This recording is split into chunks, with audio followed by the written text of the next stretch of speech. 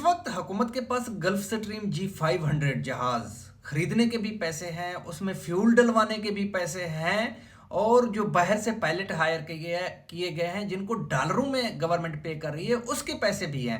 हुकूमत के पास पैसे नहीं हैं तो इन भैंसों के गोबर को उठाने के पैसे नहीं हैं, जिसको अब बाकायदा से जो तबेले के मालिक हैं वो पर भैंस 30 रुपए टैक्स देंगे इन भैंसों के गोबर को उठाने के लिए।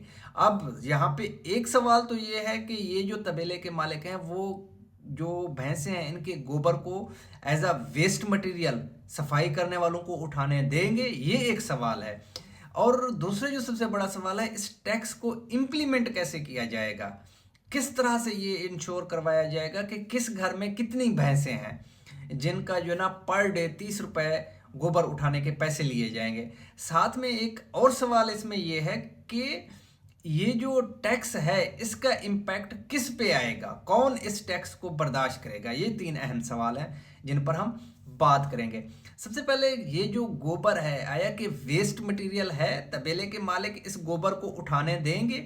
यहाँ पे बिल्कुल भी ऐसा नहीं लगता, क्योंकि ये जो भैंसों का या गाय वगैरह का गोबर है इसको 3 सबसे अहम काम है जिनके लिए इस्तेमाल करता है किसान।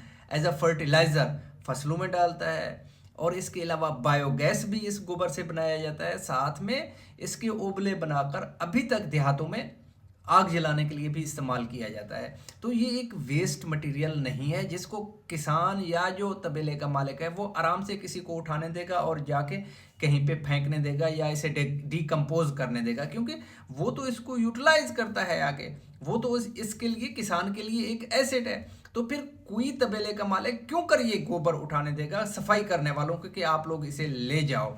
तो दूसरी सबसे बड़ी बात ये है कि एक और सवाल जो सबसे पहले है कि किस तरह से टैक्स वसूल किया जाएगा। अगर घरों में कोई किसी बंदे ने कोई भैंसें रखी हुई हैं तो कौन जाएगा वहाँ पे, किस तरह इंश्योर करेगा कि इस घर में कितनी भैंसें हैं, और फिर वहाँ से वो टैक्स कलेक्ट करेगा। इसका मैकेनिज्म जो है वो भी अभी तक समझ से बाहर है। किस तरह से इस टैक्स को कलेक्ट किया जाएगा। एक बंदे ने कोई भैंस जो है ना एक भैंस बेच दिया है, वो भैंस जो है ना किसी और घर में है, तो वो फिर किस तरह से इंश्योर करेंगे कि ये भैंस कहाँ पे है, और इसको ट्रैक किस तरह से किया जाएगा। एक सवाल ये भी है। फिर किस तरह से इसके टैक्स को वो फिर जहाँ पे भैंस ठहरी है वहाँ से जाकर 30 रुपए वसूल करेंगे। ये जो है ये जानवर हैं, जाहिर सी बात है व्यापारी हैं पाकिस्तान में जो इसके जो ना एक दिन में एक भैंस को बेचते हैं, कोई ख़रीदता है, कोई जानवर कभी कहीं पे होता है तो कभी कहीं पे होता है। तो फिर इसको ट्रैक किस तरह करेंगे, किस तरह से इंश्योर करेंगे कि हर भैंस को ट्रैक किया जाए और उसका टैक्स वसूल किया जाए डेली के बुनियाद पर। अब ये टैक्स किस तरह जो है ना अगर कलेक्ट हो गया तो इसका इम्पैक्ट किस पे आएगा। ये जो तबेले के मालिक होते हैं वो जाहिर सी बात है जानवर ही पालते हैं ना, वो दूध को आगे जाकर बेचते हैं, तो उन्होंने टैक्स अपनी जेब से थोड़ी ना देना है। इसको अल्टीमेटली शिफ्ट किया जाएगा आम लोगों पे। तो इसके जो ये जो टैक्स है अल्टीमेटली जाके पहुंचेगा आम लोगों तक जो दूध खरीदते हैं, जो दूध को इस्तेमाल करते हैं। वो किसी भी ये जो है ना तबेले से लेते हैं या जहाँ पे लोगों ने भैंसों वगैरह को रखा हुआ होता है जो दूध का कारोबार करते हैं। तो ये अल्टीमेटली जो परचेज़र होगा, जो एंड यूज़र होगा, जो दूध को कंज्यूम करने वाला होगा, वो इसकी कीमत अदा करेगा। अब यहाँ पे मैकेनिज़्म देखें, वो जो गोबर है वो उठना है नहीं, किसी ने सफाई करने वालों को देना है नहीं, क्योंकि उसने तो अपने फसलों में डालना है एज अ फर्टिलाइज़र।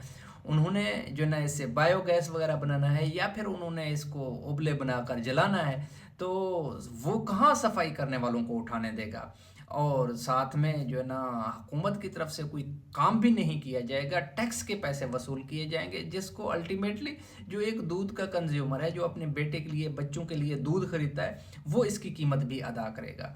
ये है वो पुराना पाकिस्तान, ये है इस हुकूमत की स्ट्रेटजी। अपने जो रिलैक्सेशन है, अपने जो आसाइश हैं, उनमें कमी ये लोग नहीं कर रहे। जहाज़ों पे जहाज़ खरीद रहे हैं, प्रोटोकॉल में कमी इनके नहीं है, तो टोटली जाहिर सी बात है पाकिस्तान में इंडस्ट्री ग्रो नहीं कर रही, कहीं से कोई टैक्स के पैसे और तो कलेक्ट नहीं हो रहे ना, किसी इंडस्ट्री से टैक्स के पैसे आए, या फिर इन्होंने छोटे छोटे इंटरप्रेन्योर को सपोर्ट किया हो, मुल्क में कोई इकानमी चल रही हो, कोई छोटी मोटी इंडस्ट्रियाँ चल रही हों, कोई चीज़ एक्सपोर्ट हो रही हो, तो उससे ये पैसे कलेक्ट करें, ऐसा तो कुछ है नहीं। इन्होंने इंफ्रास्ट्रक्चर तबाह कर दिया, लोगों के पास जॉब नहीं है, जो ऑर्गेनाइजेशन है, जो मल्टीनेशनल ऑर्गेनाइजेशन है, जो बाहर की कंपनियां थी वो पाकिस्तान से भाग गई हैं, क्योंकि इतना बड़ा टफ माहौल बना दिया इन्होंने, पॉलिटिकल इंस्टेबिलिटी है जिसकी वजह से लोग यहाँ पे काम करने के लिए तैयार नहीं है। अब इनके पास एंड ऑफ डे बचता है अवाम पे टैक्स थोपो, लो इनसे टैक्स, जो मिडिल क्लास है उसको कुचल दो, लोअर क्लास तो वैसे कुचल गई ना, जो मिडिल क्लास है उसको कुचल दो, उसका सर्वाइवल जो ना पॉसिबल बनाओ ही ना, वो जी ही ना सके ज़िंदगी। अब इन्होंने यही फैसला कर लिया है।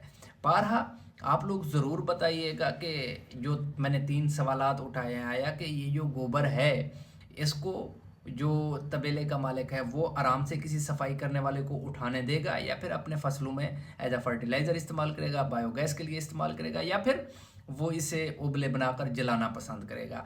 और दूसरी बात, ये टैक्स कलेक्ट किस तरह किया जाएगा, जो सवाल मैंने उठाया है। तीसरे नंबर पे जो सवाल है, इस टैक्स का इम्पैक्ट दूध खरीदने वाले मिडिल क्लास पे आएगा या नहीं, ये वो सवालात हैं। बारहा अपने इस चैनल को सब्सक्राइब करें, वीडियो को लाइक करें, अपने दुआओं में याद रखें। इस वक्त मुझे इजाज़त दीजिए। थैंक यू, अल्लाह हाफिज़।